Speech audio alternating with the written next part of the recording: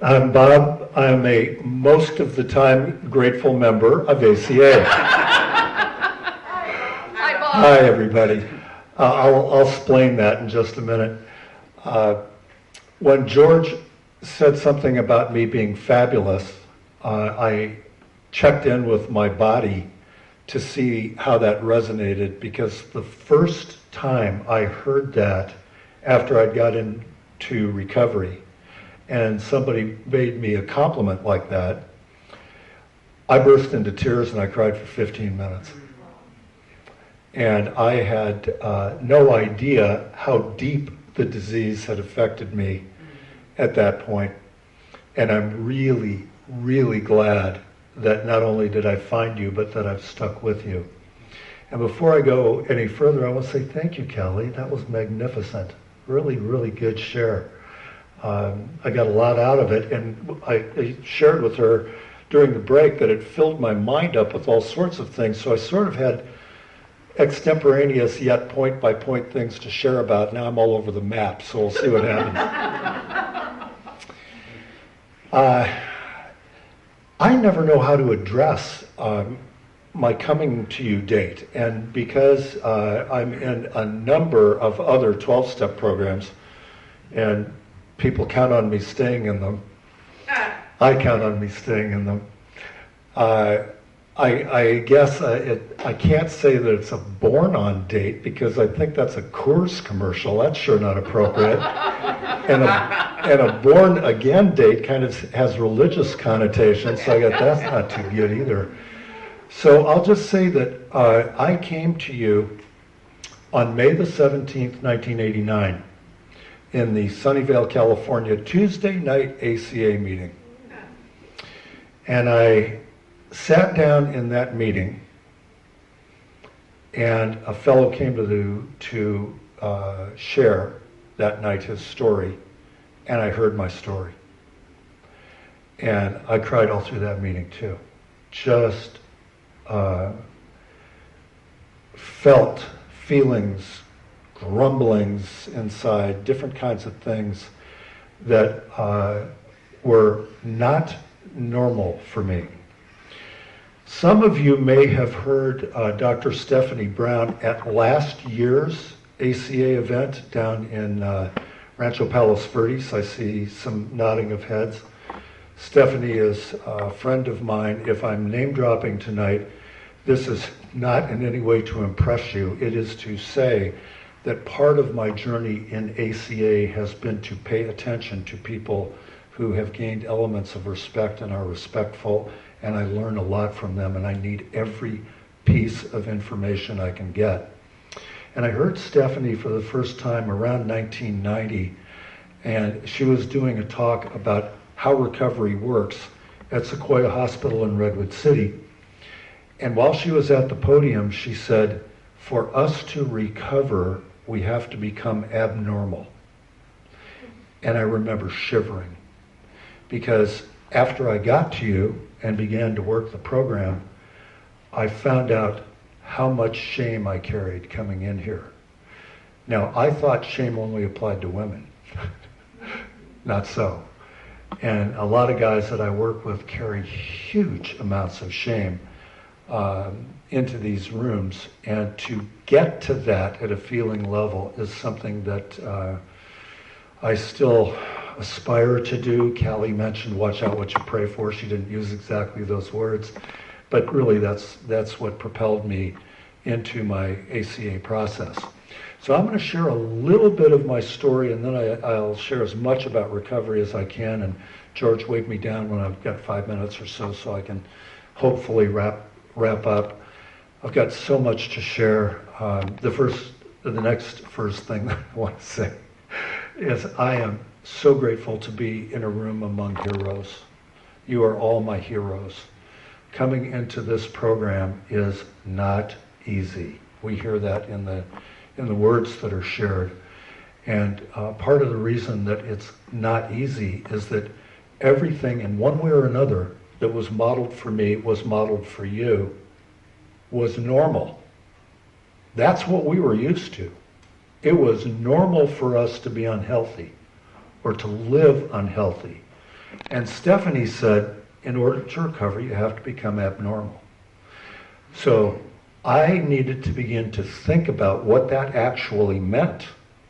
And the way that I have become abnormal in every program that I have worked the 12 steps in means that I shift the way that I was doing things into the possibility of doing them differently. And when I do them differently, different gets better. Some of you may know Father Tom W. from up in Oakland.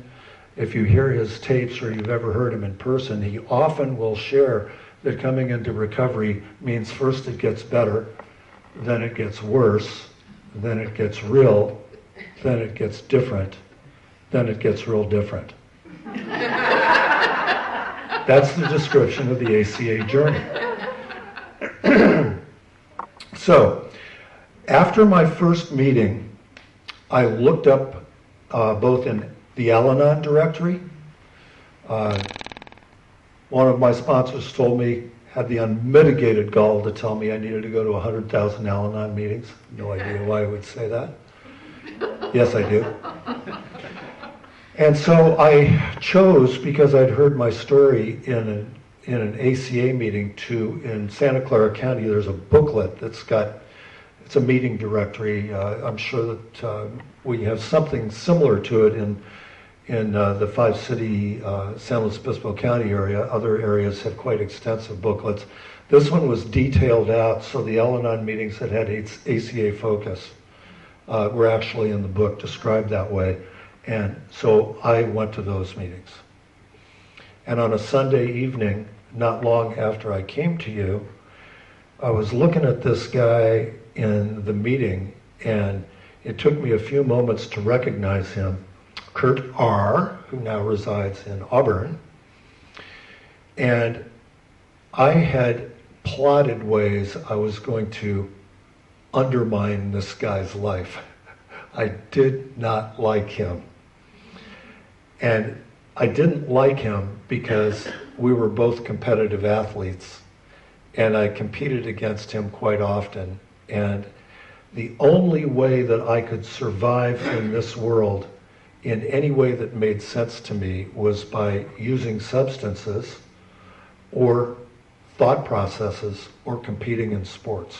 Other than that, I didn't have anything that computed into healthy behavior patterns. They were not mentored in my family of origin. Not mentored. So I knew nothing about him except that every time that he'd do well when he was competing against us, it made me mad. And so that night, when he shared in that meeting, I cried. And I paid attention to him like you taught me to do. And when you hear one story, and in that process that we go through to develop trust, so tiny for some of us in the beginning, but just the opening of that crack is so important. I thought, I wonder if I can have a conversation with this guy, because what he was saying in recovery was overriding this nastiness that I felt inside of me toward him. I didn't even know him. But that was part of what was modeled in my family of origin also. So it was normal for me to think and feel that way. And he became my sponsor. And when I sat down with him, we had a similar experience that Callie was describing. We'd meet every week. I'd call him often. And we'd sit in a Hobie's restaurant and talk to each other about real things. Stuff that was going on. Not just in the program, but stuff that was sensitive to the world at large. And part of the 12-step essence is, as I get stronger inside, I want to do things that will make a difference to my fellows in recovery, but also a difference to people in the world. Annie L., who's a popular author and a friend of ours, says, and this is perfect for this environment, and those of us that may have a problem with the God concept, that we all come into church. It's the church of me too. And I love that, because when I come in here, I can relate to you. And Kurt became a model for me because I could relate to things that he was saying. And eventually, I talked to him about the animosity that I'd felt toward him, and it deepened our relationship. Because intimacy is something that I have learned that we crave from the time that we come out of the womb. Some of you may remember Bob Earl. He describes it like this. When we're born, our insides and outsides match perfectly. And then dysfunctionality in our homes and in our society, our culture, begin to create this distancing between our insides and our outsides. Our feelings and our realities don't match. And coming into recovery means that we're moving more toward that level of coming back to that perfect communion of our insides and outsides. So my first journey in was AA and NA.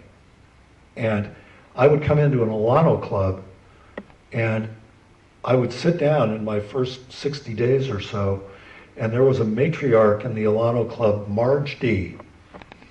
And Marge would run the kitchen during lunchtime, and lunches were provided. And the Alano Club was a container for 28 meetings. It was a large fellowship. Duncan talked about intergroup. The business meetings for that fellowship were something else. I mean, it was just like fur flying all over the place, which turned out to be really important. I'll get to a little bit of that in a moment. Marge would sit down with me, and she was absolutely brilliant at just planting little seeds to get people to talk. And I'd sit there and I'd just empty things, and then I'd cry. And after a couple of months of sitting there, something touched me, and I was crying harder than I usually did. And Marge looked at me and she said, "Bob, I'd really like to know what happened to you." And I sat straight up and I thought, I'd really like to know what happened to me. And that, coupled with the fact that I finally, at 14 months in the AA program, got through my first 4-step, partly because I started writing it at 3 months. I got through 1, 2, and 3 quite quickly.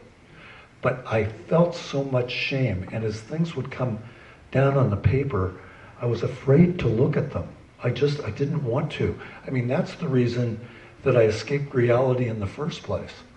And through therapy, which I advocate so much, both personally and in our coupleship, I got to know that for sure, my alcohol and drug use probably prevented me from becoming a teen suicide, because I could not add 1 and 1 together to make 2, the way that my family of origin had operated. So I began to build in the ACA program with Kurt very early, and he guided me to do something called Recovery of Your Inner Child, which is a workbook by Dr. Lucia Capacchione, who happens to reside up in Cambria. And she's the therapist who invented the therapy strategy of writing inventories, letters to people, amends letters with your non-dominant hand. I'm right-handed. She invented the practice to write with your non-dominant hand. That's an exercise that can be quite challenging. You just eliminate the fact that your handwriting looks ridiculous, and you have at it. And it's an automatic division of left brain, right brain phenomena, and it will bring feelings up immediately. It's a terrifically useful tool.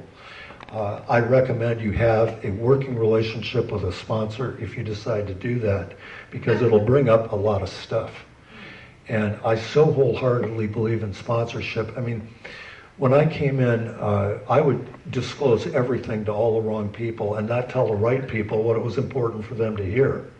I couldn't reach out and ask for help, and I still today have trouble with that, which is embarrassing to admit, but it's true. And it's not like it isn't an important piece of my recovery. It's just that over the course of time in recovery, I have made choices that put me in a position of compromise. And then, of course, I want to blame you for it. Because the wounds were deep.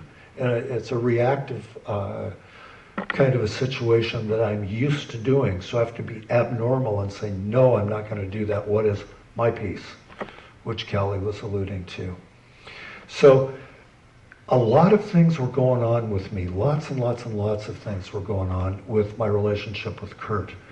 And we got through the steps in Al-Anon and then in ACA in pretty rapid succession, because I had gotten to a lot of the foundational things in my first 4-step in AA. And I sponsor men in ACA. I have a sponsor, and I always work them through the AA steps before I do the ACA steps. And the reason for that is that it's really hard for some of us to get to our piece of the action, and it's such an important part. Once I can begin to learn what my side of the street is, and it takes a while to get to that, then the rest of the things that come about are easier to bring to the surface for me. I'm just speaking from my experience, not saying that this is the way anybody has to do anything. So Kurt kept suggesting that I go hear people. So every time anybody was coming to town, a lot of the foundational members of Adult Children of Alcoholics Anonymous, a lot of you probably have read Language of Letting Go, Melody Beattie, P.M. Melody's stuff, Raquel Lerner, Patrick Carnes, I could go on and on. If I saw these names, I went to the talks. And then I'd go up and introduce myself, and sometimes I'd be shaking. It took me months to stand up in front of a group of people in a meeting, because I was so terrified that if I shared who I am, that you would not want anything to do with me. So that experience came from not being in a military family. I moved 11 or 12 times by the time I was 12 years of age. So there was no possible way I was going to be able to integrate with anything or anyone. By the time I got to 2nd grade, I was so crazy that I threw the American flag on the floor. I took my pants off in class a couple of times, and there were no consequences. I didn't see counseling. I even would hear my mother on the phone blaming the school or the teacher for this, because her stuff was shame-based also. And over the course of time, I knew inside my gut that something was seriously wrong. It's interesting to be sharing with you in a church setting, because I was supposed to be the next in a long line of Methodist ministers, and that just flat wasn't going to happen. And it was unfortunate, because my grandfather, who was the father figure that was only there a very small amount of time, because he was traveling all over the world. He was a very well-respected, very spiritual man, and had I had the opportunity to be connected with him, a lot of things could have been different. I did not have that opportunity. Just this morning, I had an epiphany when I woke up, some forgiveness for my mom. I love it when that comes, and it comes in layers, because we did make peace about a week before she passed away in a very profound experience, which I hope I remember to share. But anyway, my experience with my grandfather was that my father figure was made out to be the devil by my mom. He was a womanizer, he was a drunk, he was all different kinds of things. But part of what was going on with that was the protection for her not wanting to admit mistakes and do anything wrong. And I saw my dad 5 times in my adult life, from the time I was 17 years old until in my 40s. And he had left when I was 4 years old and never come back. My parents were married to each other and divorced twice. So after they were divorced, they got reconnected, remarried, full-on church wedding, and then divorced again. He left. And this is a few-hour story about my dad, so I'll just concise it to say, after I realized from my ACA fourth and fifth steps that I didn't know my father's story. I was in a men's group, and we were challenged to tell our father's story, and I didn't know my father's story. So I called him and told him I wanted to see him. And we got together and had a 4-year relationship. And part of the reason that he left was he was abnormal.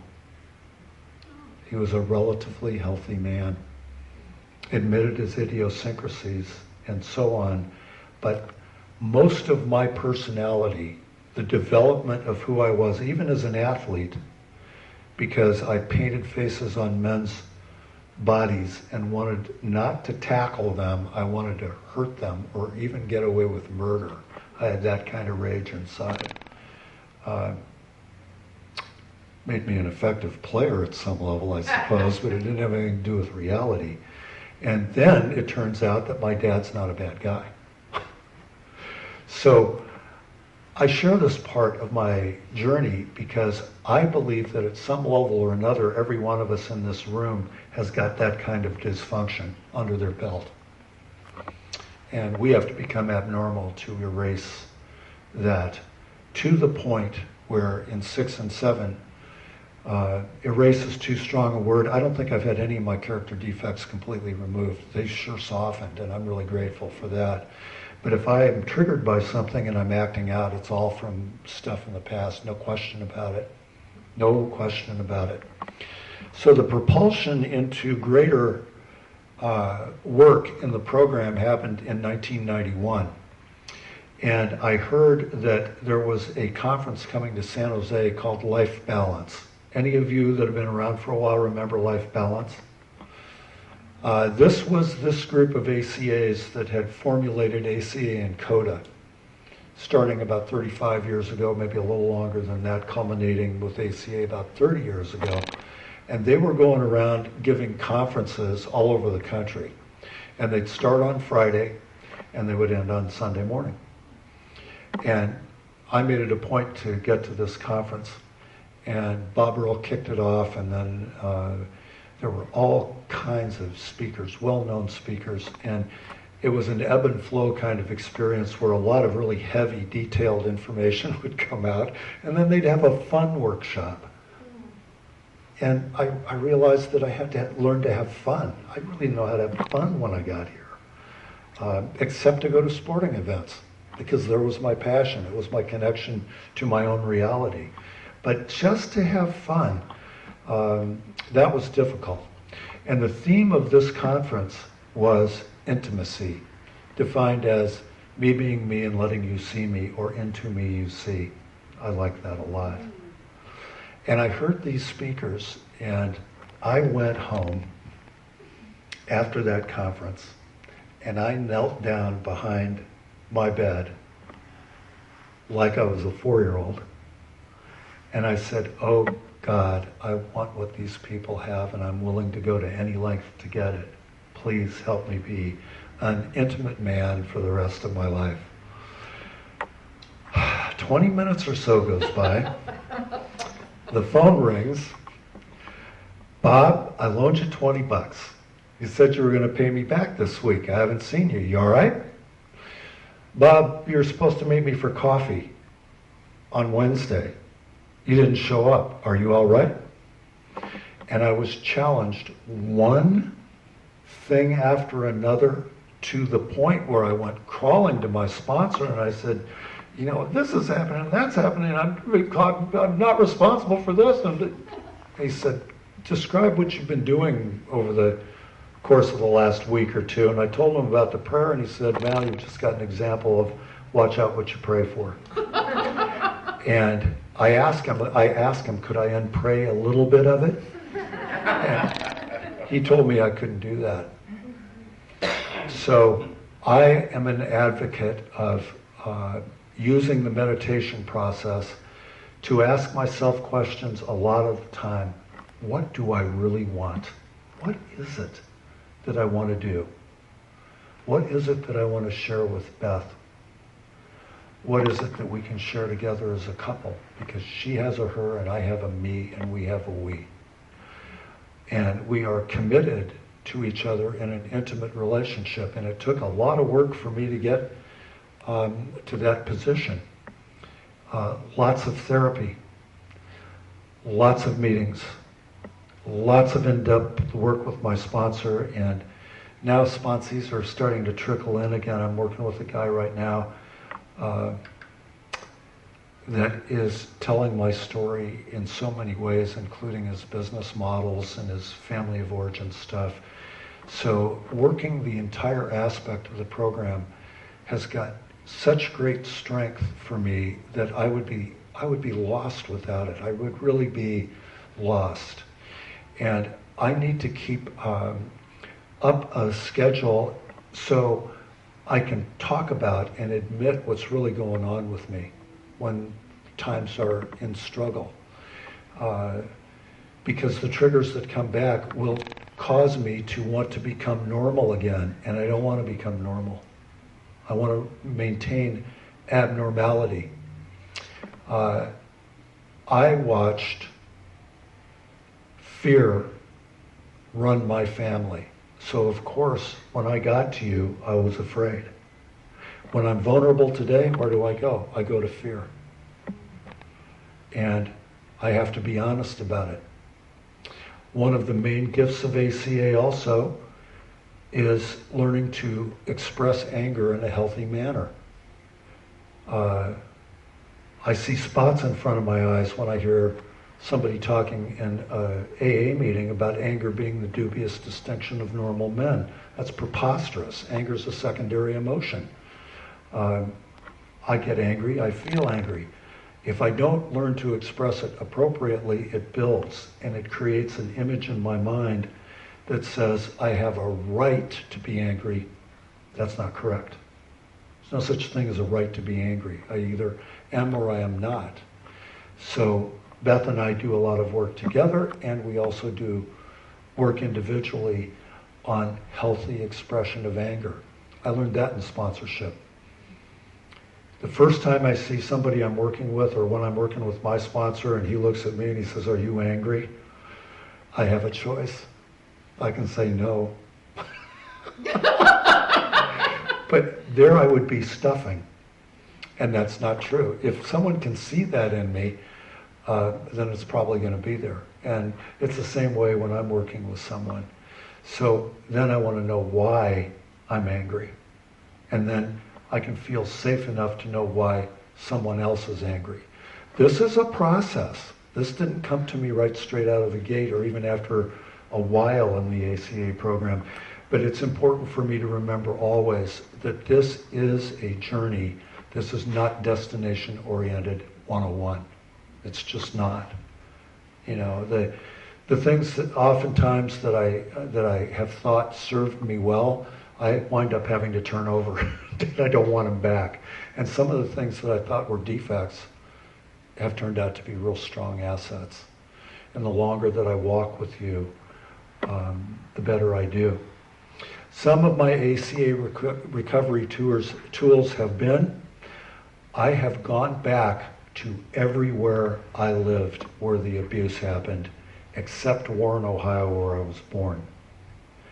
I have been inside my white picket fenced house in Wilmette, Illinois, 5 times. The last time I was there, Beth came with me. And she'd known the story of my being up in the attic and hiding in the walls because there were storage doors, and I'd go back in there and hide, and I wouldn't come out because it was a lot better to face the consequences of the physical abuse or the emotional incest with verbal abuse than it was to be, for a small modicum of time, than it was to have it in my face all the time. So I learned safe places. When I got into therapy, my therapist said, find a safe place, because I was talking about being overwhelmed. And she helped me map that So when I'm feeling overwhelmed, I find that safe place. That was born from going back to that house and facing the fact that I'm not in denial anymore about what happened. The steps brought that up.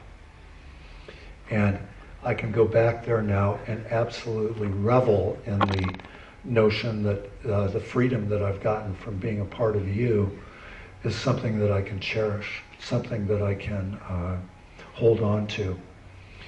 I participate in everything that I can relative to this program. When I know that an event's going on, I try to get to the event. If I'm asked to share, I like to share. Bye, ladies. Have fun. And I want to learn more. I mean, I was really vulnerable when I got in here, and I'm at my best when I'm really vulnerable, when I'm teachable. And I want to remain teachable. So, how are we doing? We're good? Okay. So part of me would say, I don't know what that means. Are we good? Does that mean I can stop or? Keep going. Okay. Well, I'm actually getting pretty close to, I think, being fairly complete. I mean, I'd love to stick around and answer questions if anybody had them about different aspects of recovery. Mostly what I can say is one of my mentors is a couple, Gay and Kathleen Hendricks. I don't know if they're in ACA or not, but they wrote a book called Conscious Loving, which is a delightful read. And they have a prayer in there that I'll share with you, which I believe is my ACA prayer, and it goes like this.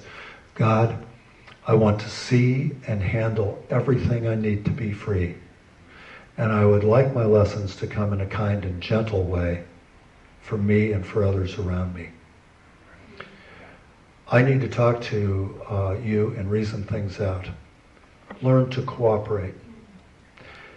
Also, if I have a strong opinion based on something that has guided me through experience, and I see somebody that's going to walk in front of a moving bus, I am not going to call my sponsor and ask if it's okay if I pull them out, metaphorically speaking. I don't know what to do almost all the time. I need to ask for help.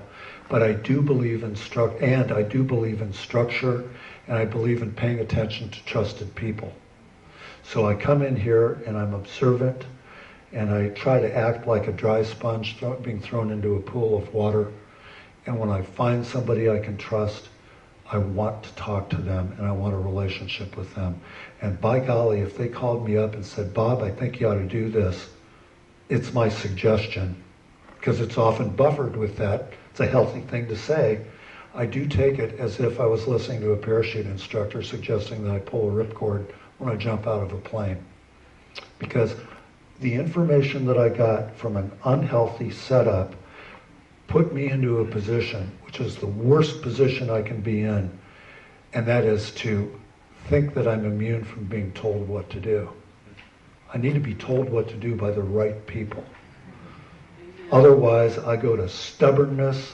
They're not going to tell me what to do. And then I start making decisions that are not always in my better interests. So I try to learn from my mistakes. I try to celebrate those. And if someone comes to me and says, Bob, this is what you're saying, this is what you're doing, which do you want to be true? I might growl at them in my mind, but I'm there to hug them because they're telling me the truth. And I do believe in, I don't know who said it, but to know the truth will set you free. And then when you speak it to others, you can help set them free. And I can honestly say I love you all. I'm so grateful to be asked to come and share anywhere. It gives me a chance to know that I've gone from a position of invisibility and then creating my own invisibility because I didn't want people to see me, the double-edged sword of invisibility, to being able to be seen, to be able to be comfortable in my own skin over 50% of the time, and when I'm not, I let somebody know. And for you and all the work you're doing, whether you've been in for a little while or a long time, it's all good. You're all heroes. And I'm so glad to be a part of you. Thank you.